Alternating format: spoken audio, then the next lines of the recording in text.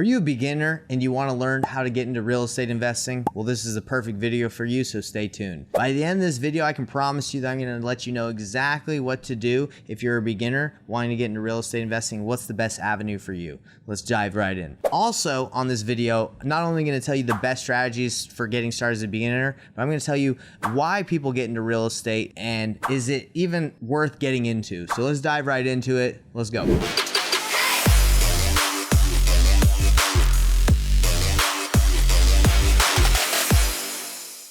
So why real estate investing? Well, there's a lot of ways to make money in this life. Are you sure you want to get into real estate investing? Most people get into real estate investing because they want the financial freedom. Most millionaires are made from real estate investing or flipping, any sort of real estate investing. Landlords, buying and holding, BRRRRs. I mean, these terms might be foreign to you if you're a beginner, but basically there's so many different ways to get into real estate investing. So you got to understand that your journey being a real estate investor, if you're a beginner, you really can take many different paths. You can be a real estate agent. You can be a landlord. You can be a property manager. You can get into commercial. You can do many different things. But the path that I took and the path that I tell people to take is wholesaling. So wholesaling real estate, you can do deals with little to no money. Well, actually $0. You don't need any money to wholesale real estate if you do it the right way, because you can find a deal with no money. You don't even need earnest money if you know how to do it the right way. And you don't never even have to purchase the property. Okay, so getting into real estate investing, why would people do it? Well, they want to become wealthy. They want to have the freedom. They want the peace of mind. They want to build a legacy. That's why people get into real estate investing. And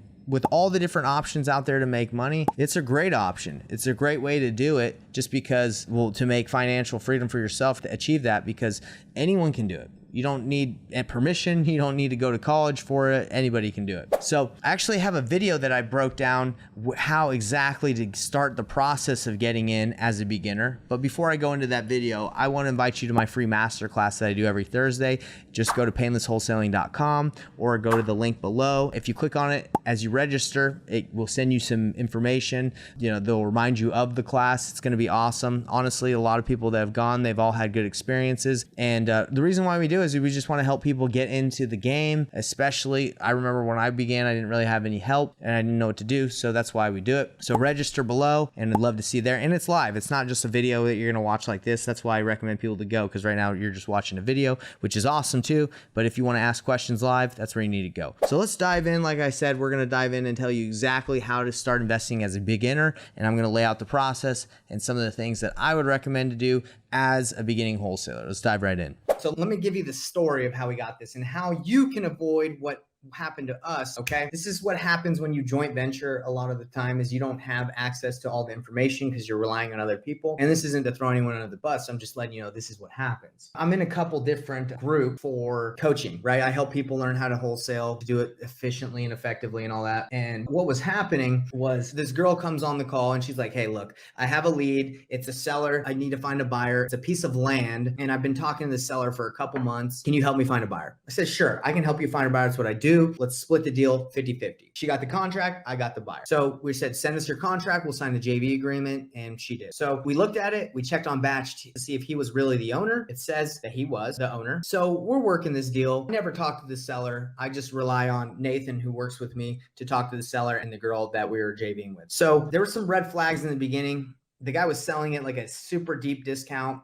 And usually when I talk to a seller and they're selling super, super low, I ask them like, why are you selling so low? Because you can get more for this house. So I never had that conversation with him, but one of the red flags was, I think the land retailed at like $350 and the guy signed for like $120. So we spent about a week or two trying to find a buyer. We eventually find people that are willing to pay what we're asking, but they want a 30-day close because land, I think they need to like verify a lot of things before they jump into it. What happened with that is it came down to like the last week. No, we weren't able to find any cash buyers, but that would close on it. But we did have one guy that we were tight with. And he was like, dude, I'll pay 170, but I need to close on Monday, like the day after we had to close. And we were like, dude, we can't do that because it was a great deal. We were scrambling to learn how to buy the property with hard money. And we found somebody, but there were just some red flags because we had called the seller and we were like, hey, look, can you give us a little bit more time so we can close and get our funds ready? And he started like ghosting us, right? And I don't know what his angle was, but he like stopped responding like 2 days before the close date. And I was like, guys, this is kind of weird. Like this guy's been wanting to sell quick, and now like we're getting close to the close date, he won't even respond, and we're trying to like close, like get the money ready. So when you feel like there's something wrong in your gut, there probably usually is. And I was like, Nathan, can she double check that she's talking to the right guy? This just sounds fishy. And what had happened is this guy, the seller who had signed in the guy's name, for some reason, she got his number. She called one of the numbers, and this guy was like, yeah, I'm Steven. And he talked to her. He signed the agreement in Steven's name and everything. And she had been dealing with the wrong guy the whole time. Like, it's just a scammer. And I think what he was trying to do is just have someone just send him money. I don't know what his angle was, how he thought he was going to get money, because you're not going to get paid anything. We found out that was the deal because he wasn't responding. And I was like, man, this isn't making sense. So that's what happened. And after researching who the owner was, we found out this guy was an attorney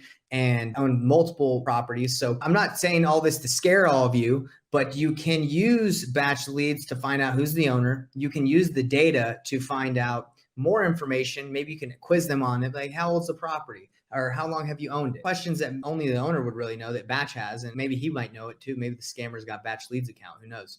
But what you got to do is verify. And if something feels off, it usually is. Apparently, after we called the real guy, the girl that we were working with called the real guy, he said, yeah, this has been happening a lot. This guy's been trying to scam people on a lot of his properties. But to avoid this, everyone, make sure when you're talking to sellers, if you feel like something's off, they don't know a lot about the property or something's wrong, or you're not talking to the person, bump that, like forget that, right? Call it out. So anyway, that's the exciting portion, man. I thought I was going to make like 100K last week, and it was a dud.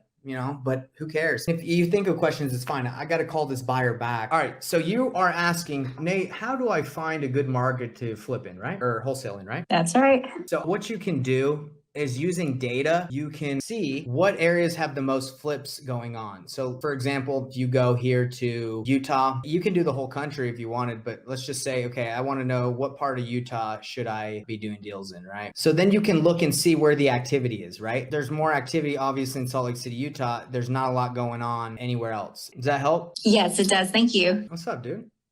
How's it going? Okay, yeah, Diego, there you go. All right, we're going to teach you how to comp a property right now. All right, you ready?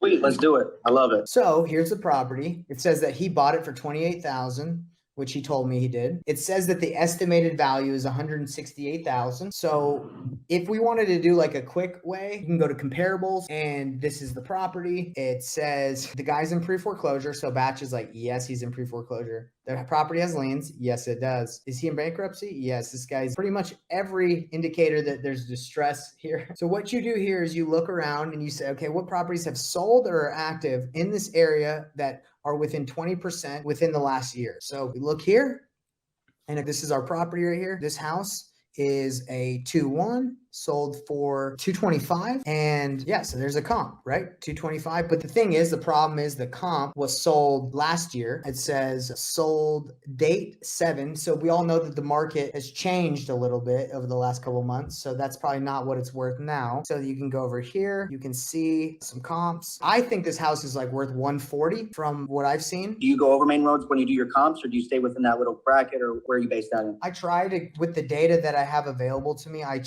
try my best to stay as close as I can. But according to this, the data that's available, he lives on a main street, right? So you got to cross it, right? Unless there was something that's sold here. If you like this content, please like, subscribe, and hit the bell icon so you can be notified for future content and help us grow the channel.